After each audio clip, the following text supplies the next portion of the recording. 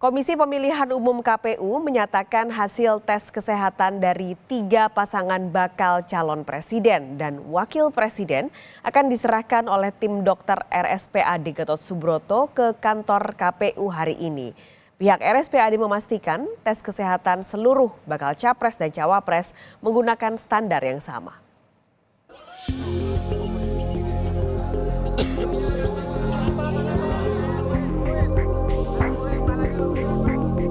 Tiga pasangan bakal calon presiden dan wakil presiden telah merampungkan tes kesehatan di RSPAD Gatot Subroto.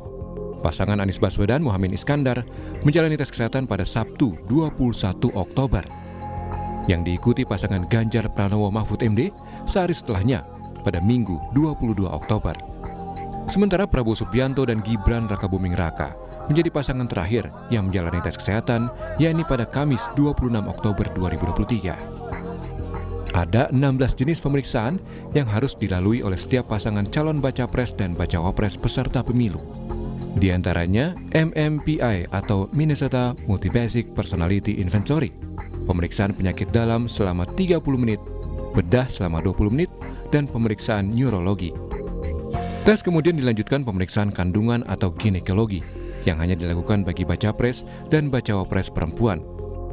Selanjutnya juga ada wawancara psikiatri berupa mini ICD-10, DIP, dan MMI. Baca pres dan bacawa pres juga akan menjalani pemeriksaan mata dan THTKL, juga audiometri nada murni. Kemudian juga ada pemeriksaan jantung dan pembuluh darah, yaitu elektrokardiogram dan treadmill selama 45 menit, ekokardiografi, tes paru berupa spirometri, dan tes lain, juga tes radiologi toraks.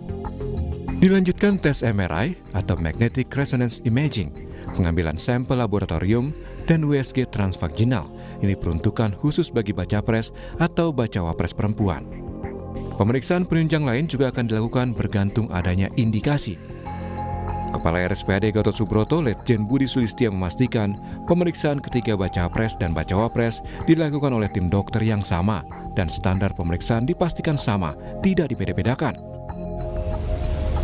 Sama dengan yang lalu bahwa standar pemeriksaan, tim pemeriksa, alat pemeriksaan, semua diperlakukan sama. Sehingga hasilnya pun harus standar. Rangkaian pemeriksaan saya ulangi kembali, saya refresh antara 8 sampai 10 jam. Ketua Komisi Pemilihan Umum KPU Hashim Asyari menyebut hasil tes kesehatan dari 3 pasangan bakal calon presiden dan wakil presiden akan diserahkan tim dokter RSPAD Gatot Subroto ke KPU pada Jumat 27 Oktober 2023.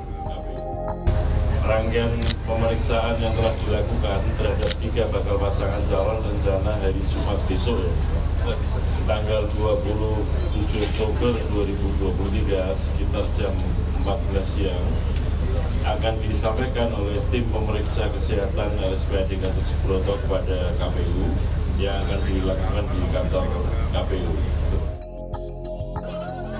Pada pemeriksaan kesehatan bakal capres-cawapres, RSPAD Gatot Subroto melibatkan sekitar 50 dokter, termasuk psikolog yang bekerja secara profesional dan independen. Hasil tes kesehatan akan menjadi penentu pasangan capres dan cawapres yang akan bertarung di Pilpres 2024. Tim Liputan Kompas TV. Dari kantor KPU di kawasan Menteng, Jakarta, sudah siap dengan laporan langsungnya jurnalis Kompas TV Fetriska Ananda. Rizka, nantinya apakah hasil tes kesehatan yang diterima dari tim dokter akan langsung diumumkan ke publik oleh KPU?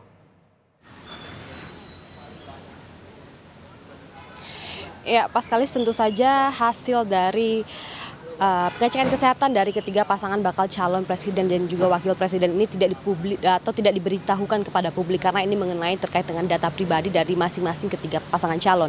Nah, kalau misalkan kami dapatkan informasi bahwa siang ini memang akan ada penyerahan hasil pengecekan kesehatan dari ketiga pasangan calon ini dari tim dokter RSPAD Gatot Subroto kepada tim KPU, nanti akan diterima oleh Ketua KPU Hashim Asyari beserta dengan jajaran komisioner lainnya.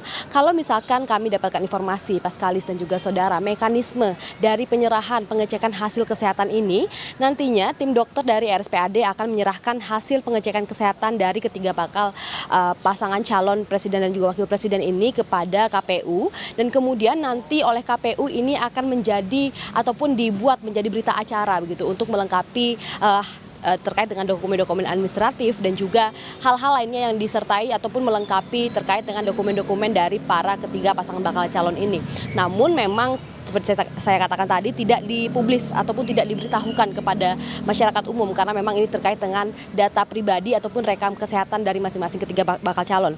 Nah, nanti setelah kemudian dari KPU ini membuat berita acara, nanti ini akan disampaikan ataupun akan diumumkan apapun sesuai dengan timeline yang sudah ditetapkan oleh KPU pada nanti tanggal 13 November, yakni akan diumumkan terkait dengan apakah ketiga pasangan bakal calon ini memenuhi prasyarat untuk mengikuti menjadi peserta ataupun kontestasi pemilu pada tahun 2024 nanti. Jadi memang ini rangkaian acaranya ataupun rangkaian dari pemilu ini masih panjang. Nanti setelah diumumkan pada tanggal 13 November nanti masih ada masa kampanye, masa debat dan juga masa tenang, sehingga memang nanti menjelang tanggal 14 Februari 2024 ini akan menjadi hari yang sama-sama kita tunggu, hari pencoblosan untuk memilih siapa nantinya yang akan menjadi pemimpin ataupun presiden dan juga wakil presiden kita ke depannya, Paskalis.